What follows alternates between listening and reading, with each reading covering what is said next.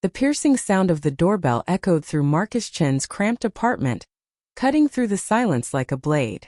He glanced up from the stack of overdue notices scattered across his coffee table, his heart sinking as the red "Final Warning" stamp seemed to mock him under the dim lamplight. The digital clock on his ancient microwave blinked 10:15 p.m.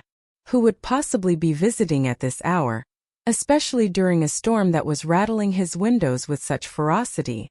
Marcus hesitated, his hand frozen halfway to the door. In the 3 years since his world had collapsed, unexpected visitors had meant nothing but trouble. Bill collectors, concerned social workers, or well-meaning neighbors with pitying eyes that made him feel smaller than he already did. But the doorbell rang again, more urgent this time, followed by desperate knocking that spoke of genuine need rather than threat.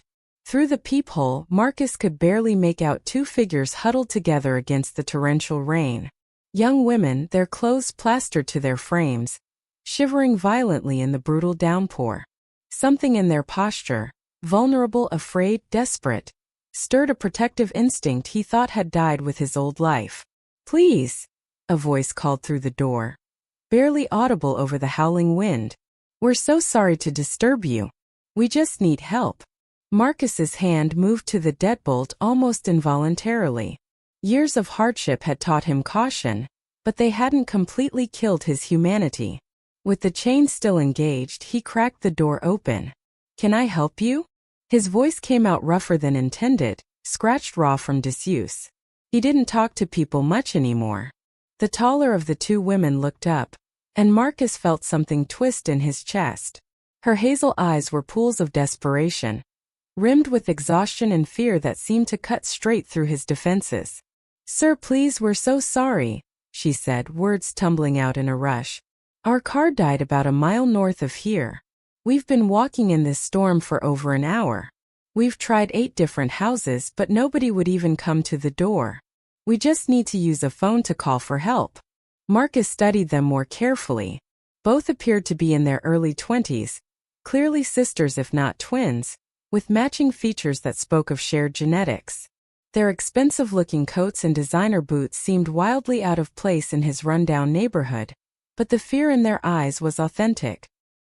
He'd seen enough fear in his own mirror to recognize the real thing. "The storm knocked out the cell towers," the second woman added, her teeth chattering so hard she could barely speak. "We tried everyone. Please, we're freezing." Marcus thought of his own children, Emma, now 9 years old, and little Michael, 7. Both living 2,000 miles away in Boston with their mother, growing up without him, learning to forget what his voice sounded like except through crackling video calls twice a week if he was lucky. What if they were ever stranded like this? What if they needed help and everyone turned them away? The thought made his decision for him. "Hold on." He closed the door to unhook the chain, ignoring the voice in his head screaming about bills, danger, complications. When he opened it again, the full violence of the storm hit him like a physical assault. "Come in. Get out of the rain." The relief that washed over both women's faces was so profound it nearly brought tears to Marcus's eyes. How long had it been since he'd helped someone? How long since he'd felt needed? "Thank you," they said in unison, practically stumbling into his small living room. "Thank you so much. We thought we'd have to sleep in the car." Marcus grabbed 2 towels from his bathroom, trying not to feel embarrassed by their worn, threadbare condition. Everything in his apartment told the story of a man barely surviving. Peeling wallpaper, second-hand furniture from thrift stores, a heating system that groaned and wheezed like it might give up at any moment. "Here," he said, handing them the towels. "I'm Marcus." "I'm Olivia," said the taller woman, accepting the towel like it was spun from gold. "And this is my sister, Isabella. We can't thank you enough." "Where's your car now?" Marcus asked, closing the door against the wind that seemed determined to tear his building apart. "About a mile up on Riverside Drive," Isabella replied, toweling her auburn hair. "It just started making this horrible grinding sound and completely died. We're not from this area. We were just—" She paused, exchanging a meaningful glance with her sister. "Looking at some properties for a project." Marcus noticed the exchange but didn't press. Riverside Drive wasn't exactly prime real estate territory, mostly abandoned warehouses and struggling businesses. But everyone had their secrets, and he respected privacy more than most. He certainly had enough secrets of his own. Riverside's not the safest area to be stranded at night, he said carefully. You made the right choice leaving the car. As the sisters dried off, Marcus couldn't help noticing details that didn't quite fit. Their clothes, though drenched, were clearly expensive, designer labels that probably cost more than his monthly rent. Their leather handbags looked handcrafted, the kind you saw in boutique windows but never actually touched. What were women like this doing in his neighborhood at almost 10:30 at night? The phone's in the kitchen if you want to try calling someone, he offered, pushing his curiosity aside. Whatever their story, they were genuinely in distress, and that was all that mattered. Olivia tried his landline, pressing buttons with growing frustration before setting the receiver down with a sigh that seemed to carry the weight of the world. The storm must have taken out the phone lines too. Nothing's working. Marcus felt that familiar tug in his chest, the same protective instinct that had once driven him to work killing hours trying to build a secure future for his family. The same instinct that had ultimately destroyed everything he loved. Look, he said, the words coming before he could second-guess himself. You can't go anywhere in this weather. The forecast said this storm would last until morning. You're welcome to stay here tonight. The sisters exchanged glances again, and Marcus could see the internal debate playing out across their faces. Trust a stranger or brave the storm. Neither option particularly appealing for two young women alone. We don't want to impose, Isabella said carefully, her accent carrying hints of education and privilege. You've already been so kind. You're not imposing, Marcus assured them, managing a self-deprecating smile. I've got a couch that folds out. It's not fancy, but it's dry and warm. He paused, suddenly self-conscious about his humble surroundings. Though I should warn you, breakfast options are pretty limited. I think I've got some cereal and maybe eggs. For the first time since arriving, both women smiled. Real smiles that transformed their faces completely. That sounds absolutely perfect, Olivia said, and something in her tone suggested she genuinely meant it. As Marcus helped them settle in, pulling worn sheets and thin blankets from his closet, he found himself drawn into conversation. The sisters were articulate and engaging, with a warmth that gradually began to fill the empty spaces in his apartment, spaces that had been hollow and cold for 3 long years. They asked about his work, his life, the neighborhood. Usually, Marcus avoided personal topics like they were landmines. The pain was still too raw, too immediate, too overwhelming. But something about their genuine interest, the way they listened without judgment, made words spill out that he'd kept locked away for years. I'm an architect, he heard himself saying as he made them hot tea with the last of his tea bags. Well, I was. Now I mostly do freelance drafting work when I can find it. That sounds fascinating, Isabella said, settling onto his worn couch with her hands wrapped around the warm mug. What kind of buildings did you design? Marcus's throat tightened as memories flooded back. Memories of better times, of success, of the life he'd lost. Residential mostly. Custom homes, apartment complexes. I had my own firm for a while. He didn't mention how that firm had consumed his entire existence, how his obsession with success had blinded him to what truly mattered until it was too late. What happened? Olivia asked gently, then immediately looked apologetic. Sorry, that's probably too personal. It's okay, Marcus said, surprised by his own willingness to share. The storm outside seemed to create a bubble of intimacy, making confessions feel safe. My life kind of imploded 3 years ago. Divorce. Business partnership fell apart. Had to liquidate everything just to pay the attorneys. He thought about stopping there, but something in their eyes, a compassion that seemed impossibly deep for their age, encouraged him to continue. I have 2 kids, he said quietly, the words scraping his throat raw. Emma's 9 now. Michael's 7. They live with their mother in Boston. The sisters' expressions shifted, becoming impossibly gentle. That must be incredibly difficult, Isabella said softly. Being so far from them. Marcus's vision blurred as emotion crashed over him like the storm outside. Yeah, it is. I call them twice a week, but it's not the same as being there.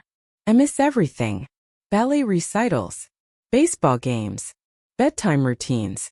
Last month, Michael lost his first tooth, and I found out 4 days later in a text message with a photo attached. His voice cracked on the last words and he turned away, embarrassed by his display of emotion in front of these young strangers. What happened with your wife? Olivia asked with infinite gentleness. Marcus took a shaky breath. Sarah said I was never present, that I cared more about building my business than building memories with my family. He paused, the truth of it still painful. She wasn't wrong. I thought I was providing for them, securing their future. But I was missing their present. By the time I realized what I was losing, it was already gone. The pain in his voice seemed to fill the small room, mixing with the sound of rain against the windows. She moved to Boston for a fresh start, Marcus continued, wiping his eyes with the back of his hand. Said she needed distance from all the memories. The court gave her primary custody. I see Emma and Michael during summer break and alternating holidays, when I can afford the plane ticket. How often is that? Isabella asked, her own eyes bright with unshed tears. This year might be the first summer I miss, Marcus admitted, his voice barely above a whisper. Work's been scarce, and the custody modification attorney fees depleted most of my savings. I've been trying to put money aside, but... He gestured helplessly at the pile of bills on his kitchen table. The sisters listened with a level of empathy that seemed impossible for their age. They asked thoughtful questions, shared stories of their own childhood, and gradually Marcus felt some of the crushing loneliness that had become his constant companion begin to ease. You know what strikes me about your story? Olivia said after a long moment of comfortable silence. You're still fighting for them. Even when everything collapsed, even when it would be easier to give up, you're still trying to be their father. They're my entire world, Marcus said simply. Even if I can't be with them every day, I want them to know their dad never stopped loving them, never stopped trying. As the evening wore on, Marcus learned that Olivia and Isabella were from Connecticut, both 23 and recent graduate school students. They spoke fondly of their childhood but remained vague about their family circumstances, mentioning only that their father was in development and deflecting when Marcus asked for specifics. He sensed there was much more to their story, but he respected their privacy. After all, he was a stranger who'd taken them in for the night. They didn't know him, their life history. You know, Olivia said as Marcus prepared the fold-out couch with his best sheets. We've stayed in some beautiful hotels over the years, but I don't think I've ever felt as genuinely welcome anywhere as I do right here. That's very kind of you to say, Marcus replied, tucking the sheets around the thin mattress. But I'm sure you're just being polite about my humble accommodations. No, really, Isabella insisted, her voice carrying a sincerity that made Marcus look up from his work. It's not about the place, it's about the person. You opened your door to complete strangers in the middle of a terrible storm. You shared your food, your home, your story. Not many people would do that. I have kids, Marcus said simply, the truth of it settling in his chest like a warm ember. If Emma and Michael were ever stranded somewhere, scared and alone, I'd hope someone would help them. I'd pray someone would see past their own fears and just be kind. As they settled in for the night, the sisters whispering softly to each other on the fold-out couch, Marcus lay in his own bed listening to the storm gradually losing its fury outside. For the first time in months, his small apartment didn't feel empty. The soft murmur of voices, the knowledge that he'd helped someone, the simple human connection. It all reminded him of better times when his home had been filled with laughter and family. He drifted off to sleep thinking about kindness, about the strange twists of fate that had brought these two young women to his door, and about how sometimes the smallest acts of compassion can feel like the most important things in the world. The next morning dawned clear and bright, as if the storm had washed the world clean and started everything fresh. Marcus woke early, as was his habit from years of trying to squeeze more hours into each day. He found both sisters already awake, sitting at his kitchen table speaking in hushed, urgent tones that stopped the moment they saw him. "Good morning," he said, offering them coffee in his mismatched mugs. "How did you sleep?" "Better than we have in months," Olivia said, accepting the coffee gratefully. Something in her tone suggested she meant more than just physical rest. After a simple breakfast of scrambled eggs and toast, Marcus offered to drive them back to their car. The sisters accepted, though he noticed they seemed strangely reluctant to leave, exchanging meaningful glances he couldn't interpret. During the short drive through his neighborhood, now peaceful in the morning sunlight, they were quieter than they'd been the night before. Marcus caught them looking at him in ways that made him self-conscious, as if they were memorizing his face. Their car sat exactly where they'd left it on Riverside Drive. A sleek Lexus with Connecticut plates that looked even more out of place in the rundown neighborhood in daylight. Marcus popped the hood and examined the engine, his construction background coming in handy. "Your alternators failed," he diagnosed, pointing to the problem. "It's fixable, but you'll need to have it towed to a shop. Shouldn't be too expensive." The sisters called their roadside assistance on Marcus's phone, and within 40 minutes, a tow truck arrived. As they prepared to leave with the driver, Olivia pressed something into Marcus's hand. A business card with elegant embossed lettering. "If you ever need anything," she said, her hazel eyes unusually bright with emotion. "Anything at all, please call this number." Marcus glanced at the card without really focusing on it, too caught up in the strange sadness of saying goodbye to these two young women who had briefly brought light into his dark world. "Thank you," he said, pocketing the card. "Take care of yourselves. Drive safely."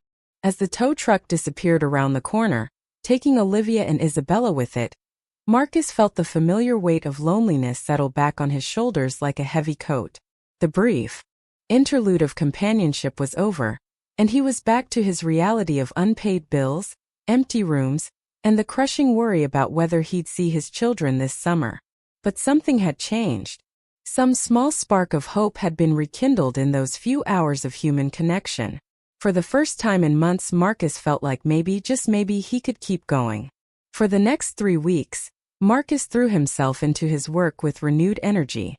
He finally landed a decent project, designing renovation plans for a small office building that would help him catch up on some bills and maybe, if he was careful with every penny, put aside enough for a plane ticket to Boston. He thought about Olivia and Isabella occasionally, wondering if they'd made it home safely. But the demands of daily survival soon pushed them to the background of his mind. The business card sat forgotten in his jeans pocket, going through the wash once before he finally pulled it out and set it on his dresser. Then, on a Thursday morning that started like any other, everything changed.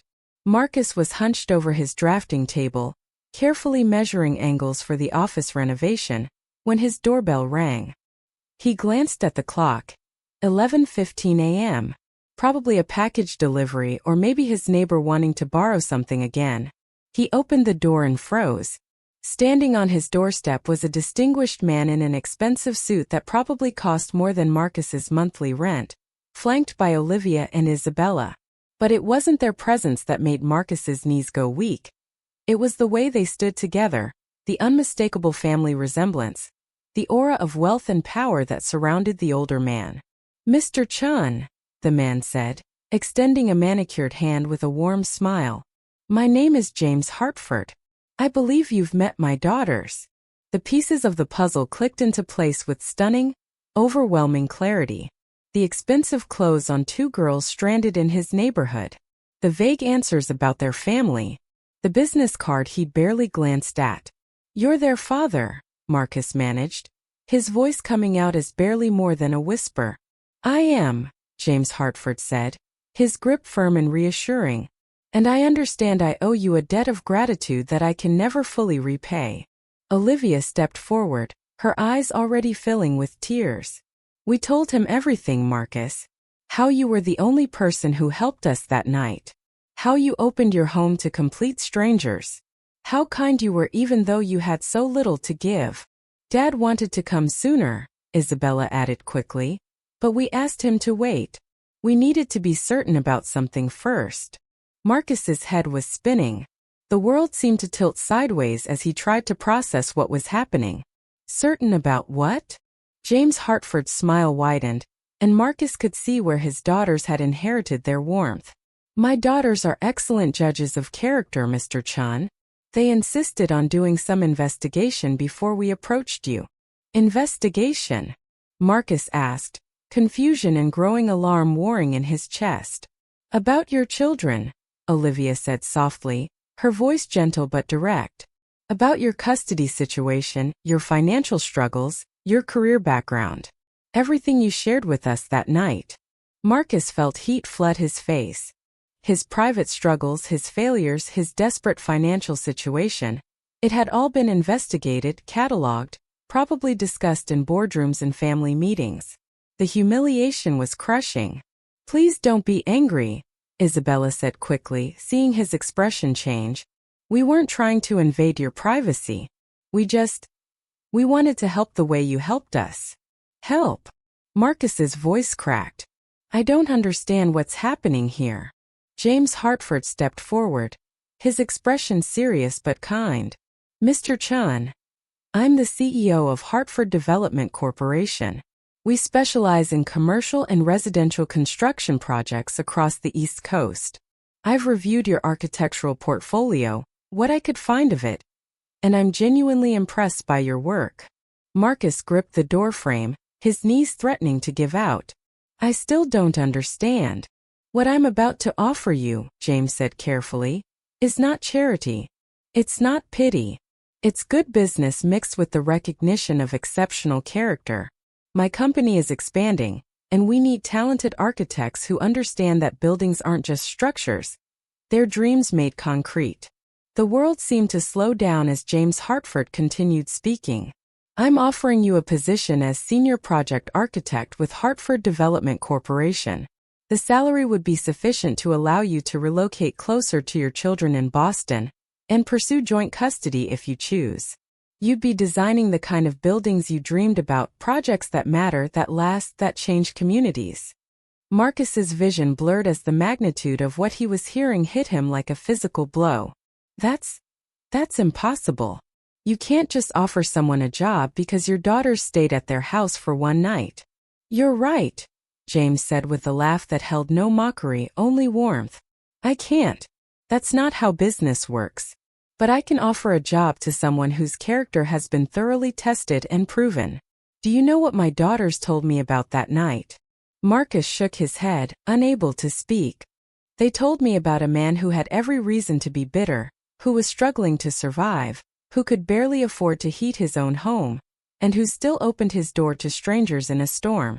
They told me about someone who shared his food, his shelter, his story without asking for anything in return. Olivia wiped her eyes, but her voice was steady. Dad builds more than buildings, Marcus. He builds teams, communities, futures. And he's spent his whole life looking for people who understand that success means nothing if you don't lift others up with you. We weren't stranded by accident that night, Isabella admitted, her cheeks flushing slightly. Well, the car really did break down, but we were in your neighborhood because Dad's been looking at developing some properties in this area. We'd been driving around for hours, getting a feel for the community. James nodded. When their car died and they started knocking on doors, it became an unintentional test of the neighborhood's character. 8 houses, Mr. Chun. They knocked on 8 doors before yours. 8 families who looked through their peepholes and decided not to get involved. Marcus felt tears streaming down his face as the full impact hit him. How close he'd come to being number 9. How easily he could have looked through that peephole and decided he had enough problems of his own. But there's more, James continued, reaching into his briefcase and pulling out a folder. Hartford Development Corporation sponsors a comprehensive educational fund for employees' children. Emma and Michael would qualify for full college scholarships when the time comes, plus tutoring support, enrichment programs, whatever they need to succeed. The folder slipped from Marcus's numb fingers, papers scattering across his doorstep like snow. He sank down onto his front step, his legs finally giving out completely. The sobs came from somewhere deep in his chest, 3 years of held-back pain and desperate hope finally breaking free. "Why?" he whispered through his tears. "Why would you do this for a stranger?" Olivia knelt beside him, her hand gentle on his shoulder. "Because you weren't a stranger to us when it mattered most. You were family." Isabella joined them, her own eyes wet with tears. "And because Dad taught us that success is meaningless unless you use it to change lives. That night, sitting in your kitchen listening to you talk about your children, we knew we'd found someone special." James Hartford's voice was thick with emotion. "My daughters could have called me that night. They could have used their credit cards for a hotel room. But they didn't, because sometimes life puts us exactly where we need to be. That storm wasn't just weather, Mr. Chun. It was opportunity. For them to learn something profound about real kindness. And for me to find the kind of person I want representing my company." As Marcus sat there on his doorstep, overwhelmed by the magnitude of what was being offered, he thought about the man he'd been 3 years ago. Successful, driven, focused entirely on building his business while his family life crumbled around him. That man might have looked at Olivia and Isabella and seen potential clients or networking opportunities. But the man he'd become, broken, humbled, stripped of everything except his core values, had seen 2 frightened young women who needed help. And in choosing compassion over caution, kindness over fear, he'd opened a door to possibilities he never could have imagined. "There's just one condition," James said with a grin, helping Marcus to his feet. "Thanksgiving dinner is at our house this year. Olivia and Isabella insist. And when my daughters make up their minds about something, resistance is futile." Marcus laughed through his tears, the sound rusty from disuse but absolutely genuine. I accept. All of it. The job, the opportunity, the dinner invitation." He paused, looking at each of them in turn. "I can't believe this is real." "It's real," Olivia assured him. "And Marcus, there's something else. Dad's already spoken with one of the best family law attorneys in Massachusetts. If you want to pursue joint custody, you'll have the best legal support available." For the first time in 3 years, Marcus allowed himself to truly imagine the future. Seeing Emma and Michael more than twice a year. Being there for ballet recitals and baseball games.